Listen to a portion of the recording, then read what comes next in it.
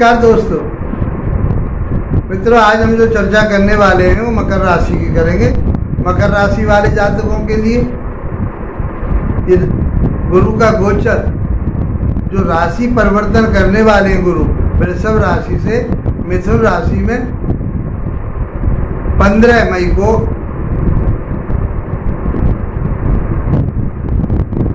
गुरु ने प्रवेश कर लिया। मिथुन राशि वाले जातकों के लिए ये एक वर्ष कैसा रहने वाला है, गुरु का प्रभाव आपके ऊपर क्या पड़ेगा, ये सब बहुत बारीकी से समझेंगे। स्वास्थ्य कैसा रहेगा, शिक्षा ज्ञान विवेक कैसा रहेगा, आपके लव रिलेशन किस प्रकार से रहेंगे, दाम्पत्य जीवन किस प्रकार से रहेगा, किस्मत कितना साथ देगी आपका, कैरियर में क्या बदलाव होगा और आप धन कितना कमा पाएंगे, ये सब बहुत आसान तरीके से हम समझेंगे। अब तक आप लोगों ने बहुत परेशानियों का सामना करना पड़ा। शनि मार्गी वक्री हो रहा था, वो सारी चीज़ें आपके ऊपर शनि का प्रभाव आया, राहु का प्रभाव चल रहा था। तो 4 ग्रह इस वर्ष में अपने अपने राशि परिवर्तन कर चुके। राहु और केतु परिवर्तन करेंगे 18 मई को, और 15 मई को गुरु ने, और 29 मार्च को शनि ने अपना राशि परिवर्तन कर दिया। ये आपके ऊपर उससे पहले बहुत दिक्कतें और आपको आई, परेशानियां आई, कैरियर में आपके में परेशानी रही, स्वास्थ्य में परेशानी रही, कोर्ट कचहरी थाना दरबार आप लोगों ने झेला। आप लोगों के कमेंट्स आए, उसके लिए आपके लिए धन्यवाद, उसके बारे में हमने आपको बताया। आज हम जानकारी जो दे रहे हैं आपको, वो गुरु की दे रहे हैं कि गुरु राशि परिवर्तन कर रहे हैं। मई का महीना 15 मई को गुरु ने मिथुन में प्रवेश कर लिया। अब वो आपके लिए क्या रिजल्ट देंगे। गुरु के पास 3 दृष्टियां होती हैं, अपने जहाँ बैठते हैं वहाँ का फल देते हैं, 3 भावों को देखते हैं, 5वें और 7वें और 9वें भाव को देखते हैं, वहाँ का परिणाम देंगे। दूसरे ये 2 भावों के स्वामी हैं, वहाँ का परिणाम देंगे। तो गुरु के ऑल ओवर हम ये मान के चलें कि 6 राशियों को कम से कम ये कंट्रोल करके चलते हैं। एक इसमें 18 मई को जैसे ही राहु देव राशि परिवर्तन करेंगे तो इन दोनों में आपस में एक्सचेंज होगा, एक दूसरे की दृष्टि संबंध होगा। गुरु को 5वीं दृष्टि से राहु देखेंगे और गुरु राहु को 9वीं दृष्टि से देखेंगे, तो ये भी कॉम्बिनेशन बनेगा। और क्योंकि गुरु एक सात्विक विचारधाराओं वाला गुरु शुभ ग्रह कहा गया है, श्रेष्ठ ग्रह कहा गया है, इसलिए इसको जानना बहुत जरूरी होता है। मकर राशि वाले जातकों के लिए गुरुदेव फेवर वाले ग्रह नहीं कहे गए, क्योंकि ये 3रे और 12वें भाव के स्वामी होते हैं। दूसरा, ये राशि के अकॉर्डिंग आपके 6ठे भाव में चल रहे हैं, वहाँ से बैठ कर के ये 10वें भाव को प्रभावित करेंगे, 12वें भाव को प्रभावित करेंगे, और दूसरा भाव, सेकंड भाव जो होता है धन के लिए प्रभावित करेंगे।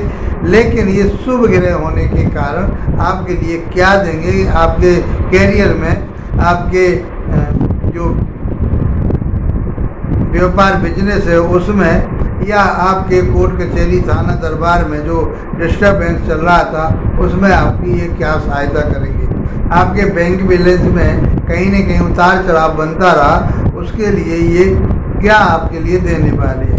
छोटे भाई बहनों के साथ में या अपने वर्करों के साथ में या यात्राओं से जो आपको लाभ मिलने वाला था वो नहीं मिला था, तो वो अब आपको लिए कितना प्राप्त होगा, ये बहुत आसान तरीके से हम समझेंगे। क्योंकि गुरु एक शुभ ग्रह है, ये धन के दाता कहे गए हैं, धन इनके पास है, बुद्धि विवेक ज्ञान इनके पास है, शिक्षा इनके पास है, दाम्पत्य जीवन का ये सहारा बनते हैं, किस्मत के ये दाता कहे गए हैं, आपकी डिजायर जो होती हैं उसके ये दाता कहे गए हैं, और आपके लिए ऑल ओवर मान सम्मान प्रतिष्ठा ज्ञान विवेक ये सब कुछ गुरु देते हैं।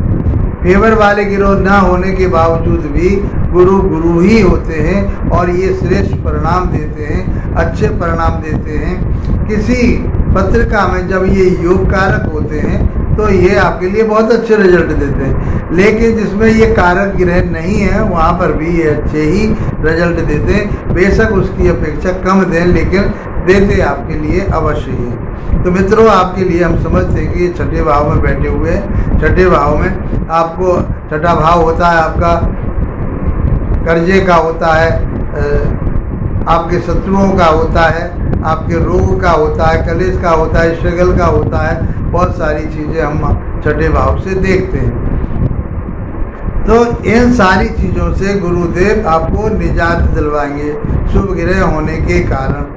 शुभता, नैसर्गिक शुभता की बात कर रहा हूँ, नैसर्गिक शुभता की बात कर रहा हूँ। पत्रिका के आधार पर उनका जो स्वभाव है वो नैसर्गिक स्वभाव है, लेकिन पत्रिका के आधार पर वो अच्छे भाव के स्वामी नहीं है। फिर भी ये आपके लिए कोर्ट कचहरी थाना दरबार से बचाएंगे। जो आपके वर्कर वगैरह काम नहीं कर रहे थे, छोटे भाई बहनों के साथ में तालमेल में गड़बड़ हो रही थी, जो आप शौक मौज आपने पाल रखे थे उसमें उतार चढ़ाव हो रहा था, तो कुछ बदलाव आपके लिए होने वाला है। तो अब इनकी जो दृष्टि जाएगी तो ये आपके जो छठे भाव में बैठ कर के कोई रोग है आपके लिए, लंबा रोग चल रहा था, वैसे यहाँ बैठ कर के लंबा रोग नहीं देते हैं। आठवें भाव में बैठ कर के लंबा रोग देते हैं शनि और गुरु। यहाँ पर ये, जैसे आपने भोजन की बात करूँ मैं, तो भोजन आपको गरिष्ठ भोजन नहीं खाना है, जिसमें तेल या चिकनाई की मात्रा ज़्यादा होती है वो नहीं खाने हैं, क्योंकि उससे आपका फैट बढ़ेगा।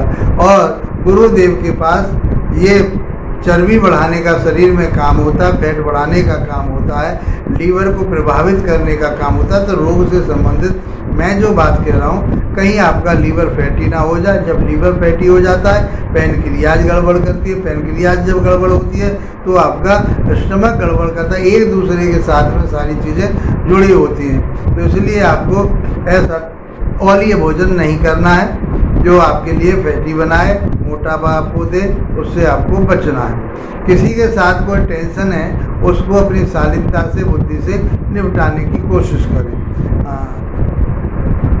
लोग आपका कंट्रोल में रहेगा, शत्रु आपके कंट्रोल में रहेंगे।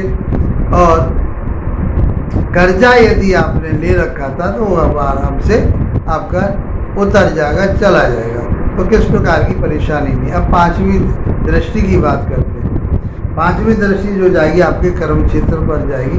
कर्म क्षेत्र पर जाने का अर्थ ये है कि आपका काम, व्यापार, बिजनेस बढ़ेगी बहुत परेशानी और स्ट्रगल के साथ, मेहनत के साथ। आप जितनी मेहनत करेंगे, अच्छे विचारों से चलेंगे, सात्विक विचारधाराओं से चलेंगे, एक दूसरे की बात को समझ करके चलेंगे, तो आपका व्यापार बिजनेस भी आगे बढ़ेगा। पिता के साथ आपके तालमेल बढ़िया रहेंगे। पिता के साथ आप जुड़ करके काम करते हैं तो उसमें भी आपके लिए फायदा होगा। सातवीं दृष्टि आपके जाती है 12वां भाव। 12वां भाव होता है व्यय का, खर्चे का, इसका होता है। तो ये आपको देखना पड़ेगा।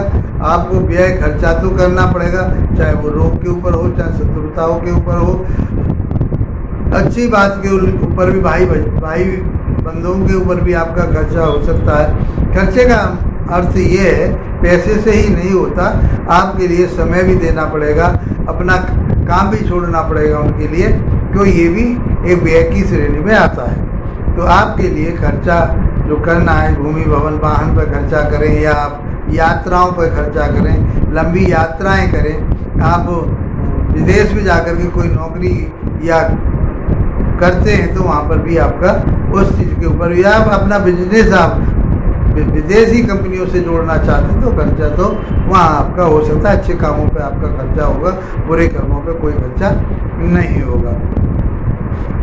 ये सातवीं दृष्टि की बात हुई हमारी। और नौवीं दृष्टि की बात करें तो सेकंड भाव में वहाँ 18 तारीख को राहु देव विराजमान हो जाएंगे मीन राशि से। लगन, आपकी लगन राशि उसके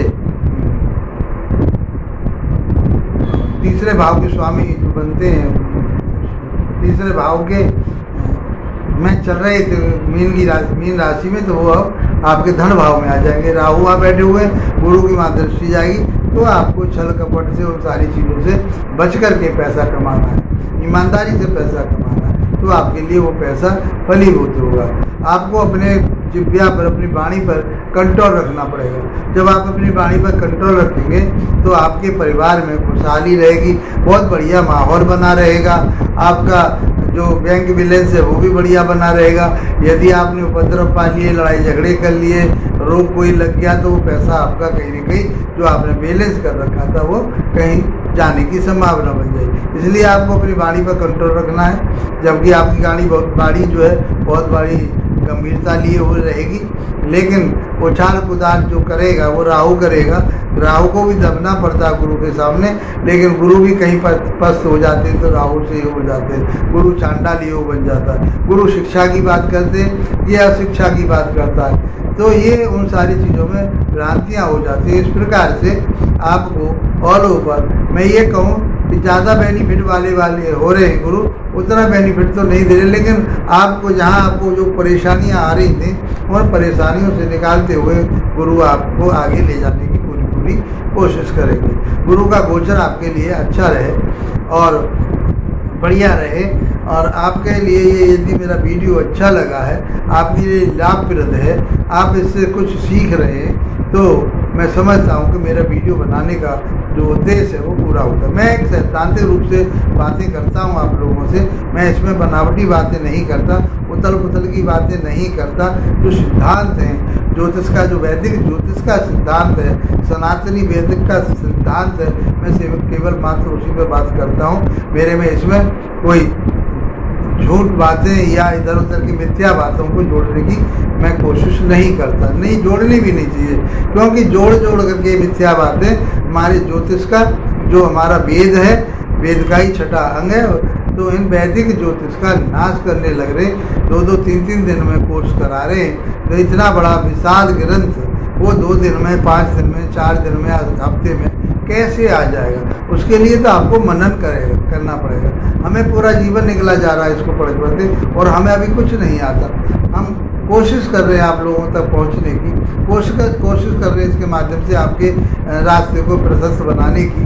तो मित्रों, यदि वीडियो अच्छी लगी है तो लाइक शेयर सब्सक्राइब कीजिए। इसके साथ आप लोगों का धन्यवाद, नमस्कार।